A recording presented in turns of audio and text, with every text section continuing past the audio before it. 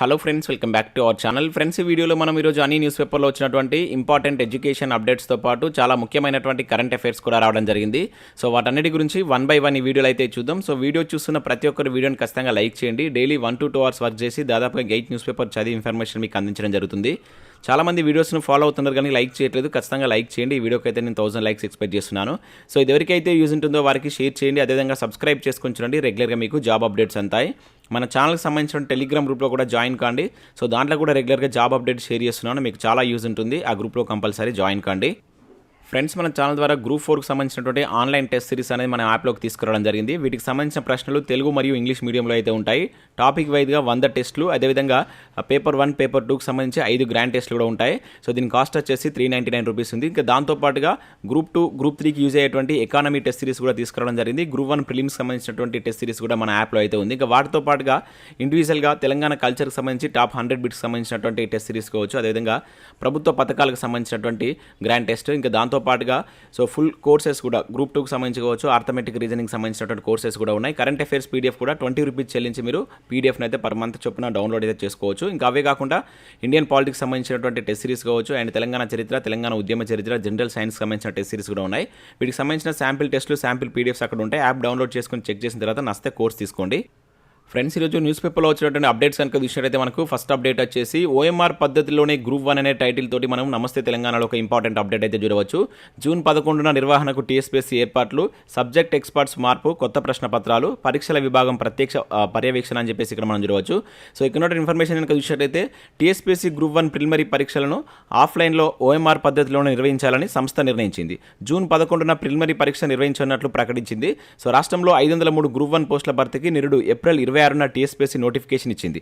October 16న పరీక్ష జరిగింది. So మొత్తం 3,80,000 మంది అభ్యర్థులు దీనికి దరఖాస్తు చేసుకోగా 2,85,000 మంది హాజరయ్యారు. సో మెయిన్స్కు కూడా 25,050 మందిని కమిషన్ ఎంపిక చేసింది. ఈలోగా ప్రశ్నపత్రాల లీకేజ్ వ్యవహారం బయటపడింది. సో దీంతో టీఎస్పీఎస్సీ గ్రూప్ 1 పరీక్షతో పాటు మరికొన్ని పరీక్షలను కూడా రద్దు చేసింది.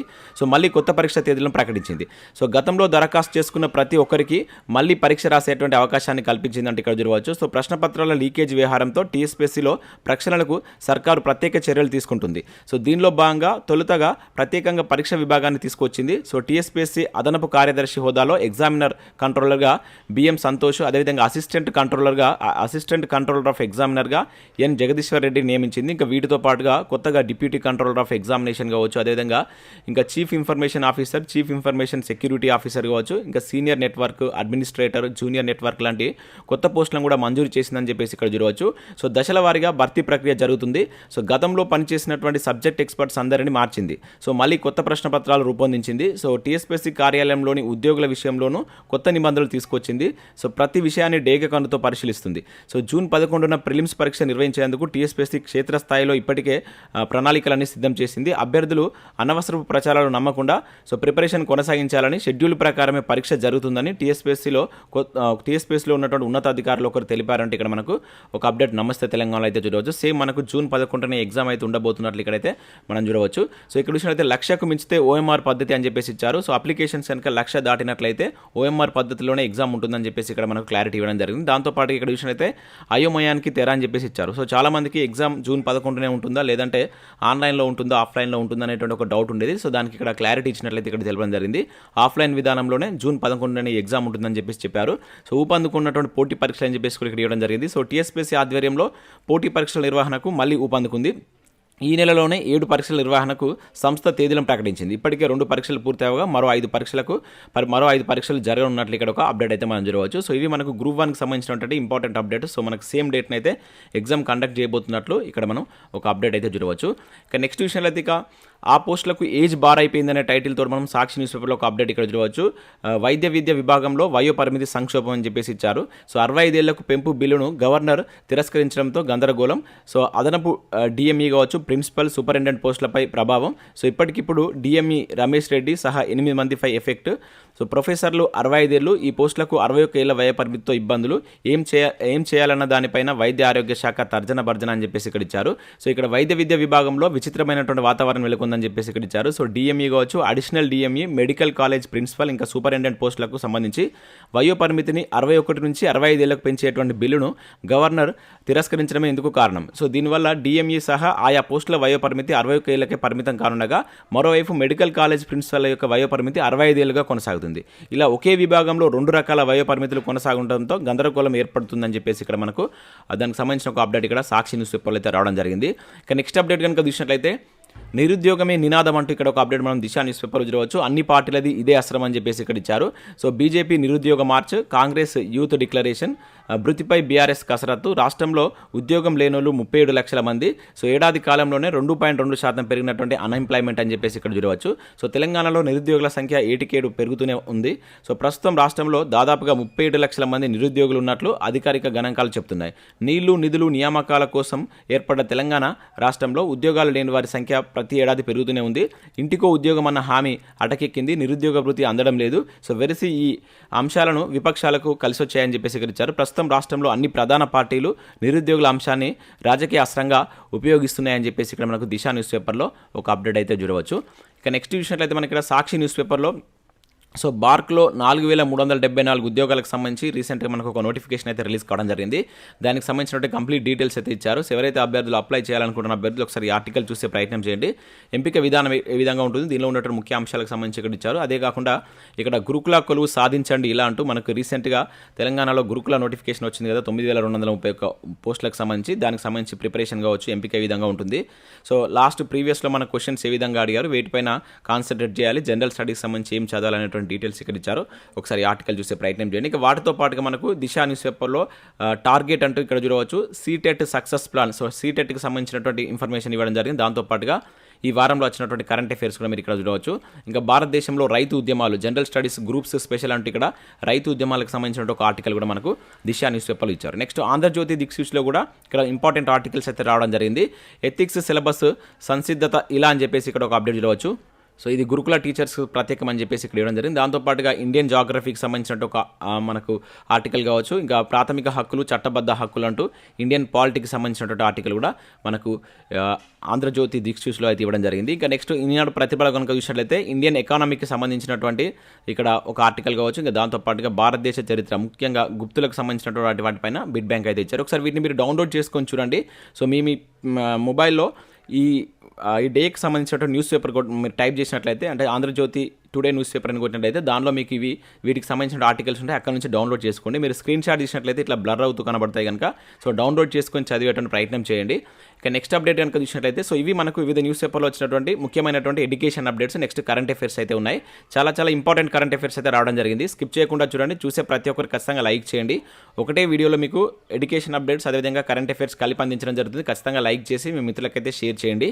ఇక్కడ ఫస్ట్ కరెంట్ అఫైర్ కనుక చూసినట్లయితే సిబిఐకి కొత్త బాస్ అని చెప్పేసి ఇక్కడ ఒక ఇంపార్టెంట్ కరెంట్ అఫైర్ అయితే చూడవచ్చు. నూతన డైరెక్టర్గా ప్రవీణ్ సూద్. సో కర్ణాటక డీజీపీకి కేంద్రం కీలక బాధ్యతలు అని చెప్పేసి ఇచ్చారు. సో కర్ణాటక డీజీపీ ప్రవీణ్ సూద్ను సో కేంద్ర దర్యాప్తు సంస్థ సిబిఐ కొత్త డైరెక్టర్గా కేంద్రం అయితే నియమించింది. సో ఈ మేరకు ఆదివారం ఉత్తర్వులు జారీ చేస్తూ 2 ఏళ్ల పాటు ఆయన ఈ పదవిలో ఉంటారని చెప్పేసి వెల్లడించడం జరిగింది. సో ప్రస్తుతం మనకు డైరెక్టర్గా సుబోధ్ కుమార్ జైస్వాల్ అనేటువంటి పర్సన్ అయితే కొనసాగుతున్నాడు. అతని స్థానంలో సో ఇతను అయితే నియమించడం జరిగింది. చాలా ఇంపార్టెంట్ నియామకం, గుర్తుంచుకోండి.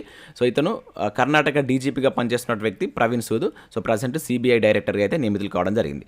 ఇక నెక్స్ట్ చూసినట్లయితే ఇక్కడ జాతీయ విద్యా విధానం అమలుకు ఉత్సాహం అని చెప్పేసి ఇక్కడ చూడవచ్చు. చాలా ఇంపార్టెంట్ కరెంట్ అఫైర్ ఇది కూడా. సో నిరంతరం పర్యవేక్షించేందుకు పోర్టల్ను ప్రారంభించినటువంటి యూజీసీ.